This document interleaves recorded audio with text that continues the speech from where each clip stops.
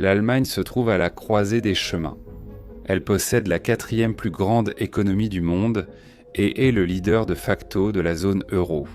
C'est aussi un leader mondial dans les secteurs de la chimie, de l'automobile, des services financiers et de l'ingénierie, tout en maintenant constamment un excédent commercial, exportant plus qu'elle n'importe. Et l'Allemagne a un meilleur ratio dette-produit intérieur brut que les États-Unis, le Japon, le Royaume-Uni et l'Inde. Cependant, le pays fait également face à certains des vents contraires les plus graves de toute économie moderne. Au cours des 2 dernières décennies, les Allemands ont misé sur la Chine, l'Union européenne et la Russie.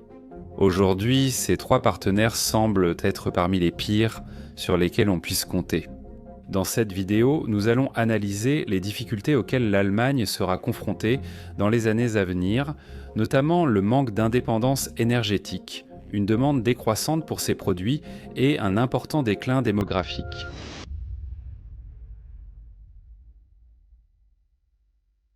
L'économie allemande est immense, et elle produit des choses importantes dont les gens ont besoin, comme des voitures, des produits chimiques et des produits pharmaceutiques. Près d'un tiers de tous les Allemands travaillent dans des secteurs industriels comme la fabrication, la construction et l'exploitation minière. Comparez cela à leurs voisins en France, où seulement 22% des Français travaillant dans ces mêmes secteurs industriels. Et je dois répéter qu'ils sont de classe mondiale dans un certain nombre de ces industries. L'un des plus intéressants est la transformation de l'énergie en produits chimiques. L'industrie chimique moderne a effectivement été lancée en Allemagne. La plus grande entreprise chimique du monde, BASF, est basée en Allemagne et a réalisé un chiffre d'affaires de 92 milliards de dollars en 2022. BASF, à elle seule, consomme à peu près autant d'énergie que le Costa Rica et son campus principal est en fait une véritable ville à l'intérieur de Ludwigshafen en Allemagne. Elle produit des plastiques, des polyuréthanes et d'autres produits chimiques qui entrent dans la fabrication des automobiles allemandes, des vêtements Adidas et des produits pharmaceutiques Bayer.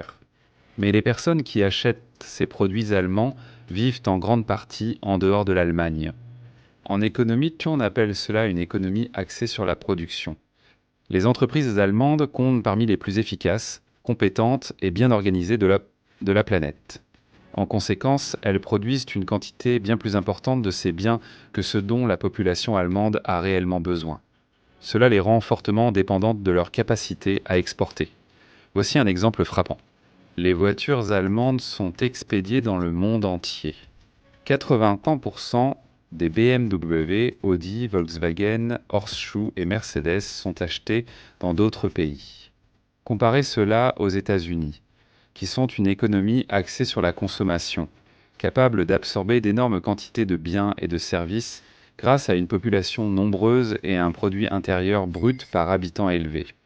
En Amérique seulement 12% sont des Chevy, Ford, Cadillac et Chrysler sont vendus en dehors des États-Unis.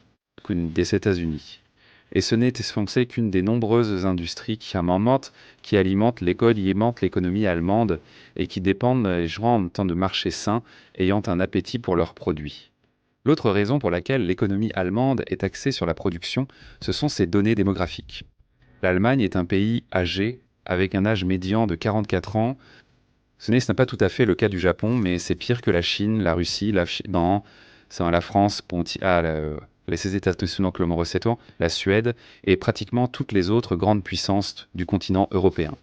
Les jeunes familles s'achètent le plus de choses. Les personnes âgées consomment moins et épargnent davantage. Et passé un certain âge, les personnes âgées arrêtent de faire de nouveaux enfants. De plus, cela pose des problèmes avec le coût de la main-d'œuvre. Les données de l'Office fédéral de la statistique indiquent qu'en 2030, 30% de la population allemande aura plus de 65 ans, ce qui pourrait entraîner une pénurie de main-d'œuvre et une augmentation des coûts des retraites. Le taux de participation à la population active devrait passer de 78% à 73% d'ici 2030, ce qui nécessitera des stratégies pour intégrer davantage de femmes et de migrants sur le marché du travail ou pour augmenter l'âge de la retraite. Dans un marché où l'offre de main-d'œuvre diminue, les coûts augmenteront inévitablement. Et des coûts de main-d'œuvre plus élevés signifient que les produits allemands deviennent plus chers, ce qui nuira également à leur capacité à les exporter. Inévitablement, la population de l'Allemagne va diminuer au cours des prochaines décennies. Le degré auquel cela se produira dépend vraiment de leur ouverture ou non à l'immigration. Et quoi qu'il en soit, ils devront être capables d'exporter. Et depuis la dernière décennie, le marché le plus important pour les produits allemands a été la Chine.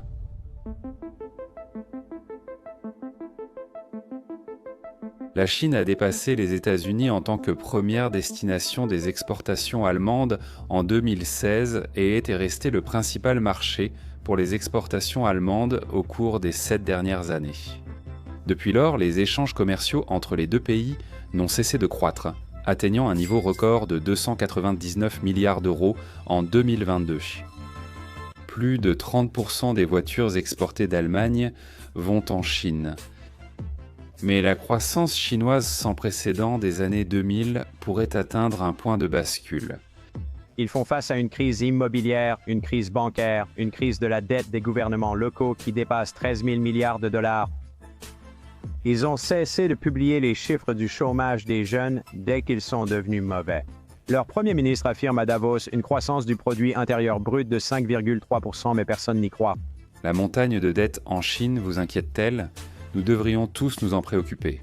Les prix des appartements chinois sont probablement, après ceux du Trésor, la classe d'actifs la plus importante au monde, et ils sont en baisse. Nous assistons à un problème immobilier en Chine. Ce n'est pas une vidéo où j'analyse en détail l'économie chinoise, mais je peux résumer l'un des problèmes assez simplement. La population chinoise diminue, et elle le fait à un rythme plus rapide que celui de l'Allemagne. Nous savons déjà que c'est l'un des plus grands problèmes de l'Allemagne. Mais étant leur principale destination d'exportation, cela signifie non seulement que la demande diminue, mais aussi qu'ils pourraient faire face à de véritables turbulences économiques. Le modèle économique chinois, qui a alimenté des décennies de croissance sans précédent, montre des signes de tension.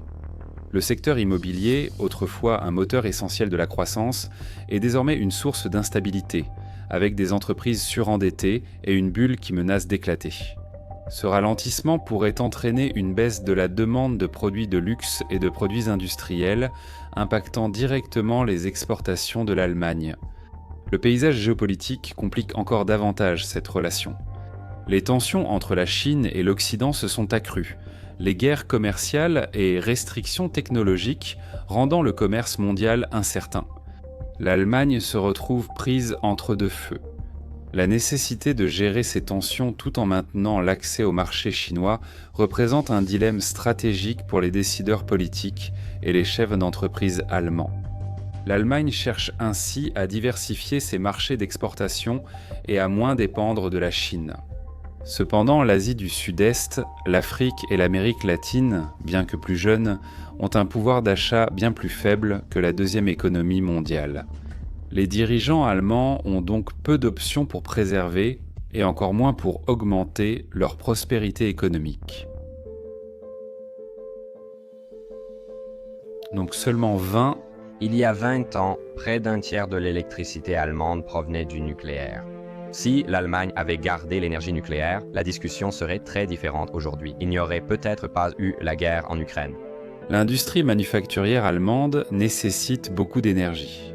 Ce ne sont pas des emplois de bureau où il suffit d'avoir de l'électricité pour les lumières et la machine à café. Les Allemands font une production industrielle intensive. Lorsque Gerhard Schröder est devenu chancelier de l'Allemagne en 1998, il est arrivé avec un plan pour réformer l'économie allemande, remanier son profil énergétique et réorienter la politique étrangère. Sous la chancellerie de Schröder, l'Allemagne s'est lancée dans le projet Nord Stream, un gazoduc direct reliant la Russie à l'Allemagne à travers la mer Baltique, contournant ainsi les pays de transit traditionnels. Le gaz naturel russe serait moins cher que d'autres sources, tout en étant relativement plus propre que le charbon, qui est abondant en Allemagne. Les écologistes gagnent en influence en Allemagne au tournant du siècle. Il y a maintenant des raisons de se demander si ce phénomène était totalement organique ou s'il s'agissait d'une version analogue des opérations d'influence secrète pour lesquelles la Russie est devenue célèbre depuis. Au cours des décennies qui ont suivi, il est devenu de plus en plus évident qu'il s'agit là d'un pilier de la stratégie de politique étrangère russe. Il est également étrange que le mouvement écologiste allemand ne soit pas particulièrement logique. En plus de promouvoir les énergies renouvelables comme l'éolien et le solaire, il y a également eu une volonté de démanteler les centrales nucléaires à travers tout le pays. En 1999, l'énergie nucléaire en Allemagne représentait une part importante du mix énergétique du pays. À cette époque, l'Allemagne comptait plus de 20 réacteurs en service, produisant 23 gigawatts de capacité nucléaire. La production d'énergie nucléaire représentait 30% des besoins électriques de l'Allemagne, tout en n'émettant aucun carbone. Mais le public allemand était convaincu que c'était dangereux.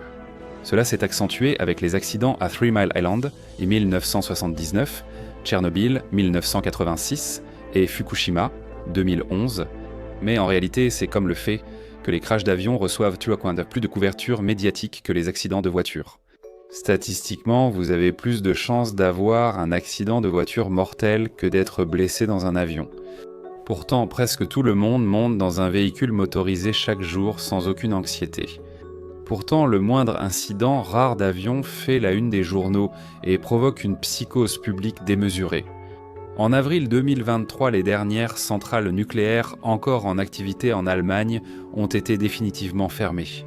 Mais comme le vent est intermittent et que l'Allemagne n'est pas particulièrement ensoleillée, la principale source d'électricité de base pour le réseau allemand est redevenue le charbon. Alors pourquoi Schröder ferait-il cela ? Un esprit naïf pourrait penser, il faisait simplement de son mieux pour essayer de rendre le réseau plus propre. Mais sa carrière post-politique suggère qu'il avait d'autres influences. Le fait que Vladimir Poutine soit assis à l'autre bout du gazoduc Nord Stream ne dérangeait pas Schröder. Quelques semaines avant d'être évincé du pouvoir, son gouvernement a garanti $1 milliard pour le projet Nord Stream. Quelques jours après avoir quitté le gouvernement, il est devenu le président-directeur général de Nord Stream AG, la société responsable de l'exploitation du gazoduc. Il est ensuite devenu président du conseil d'administration du plus grand producteur de pétrole de Russie, Rosneft. À son arrivée au conseil d'administration de Rosneft, la compagnie pétrolière subissait des sanctions américaines en raison des actions de Poutine en Crimée. En 20 jours avant que Poutine n'envahisse l'Ukraine, il a rejoint le conseil d'administration de Gazprom, le géant gazier contrôlé par l'État russe. Depuis lors, le pétrole et le gaz russe ont de nouveau été soumis à des sanctions.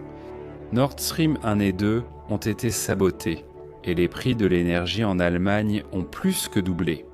Et vous vous souvenez de BASF. Leur principal complexe en Allemagne consomme autant de gaz naturel que la Suisse entière. En 2022, la facture énergétique européenne de l'entreprise a augmenté de 2,9 milliards de dollars par rapport à l'année précédente. Parallèlement, le ralentissement en Chine a partiellement expliqué la baisse de leur chiffre d'affaires en 2023 à 77 milliards de dollars, soit une diminution de 19% par rapport à 2022. Elle a dû fermer des usines et réduire sa capacité sur l'ensemble de son portefeuille en raison de la hausse des coûts des intrants. Il n'y a pas de solution évidente à court terme. Poutine n'a pas l'intention de céder en Ukraine et ses centrales nucléaires ne redémarrent pas si facilement. Tout cela a ajouté une pression supplémentaire sur une économie allemande déjà fortement sous tension. Mais cela n'affecte pas seulement l'Allemagne, cela touche toute l'Europe. Comme va l'Allemagne, ainsi va l'Union européenne. En tant que première économie de l'Union européenne, l'Allemagne a souvent pris les devants pour guider le bloc à travers les crises financières, comme en témoigne son rôle central dans les plans de sauvetage de la Grèce, de l'Irlande, du Portugal et de Chypre pendant la crise de la zone euro.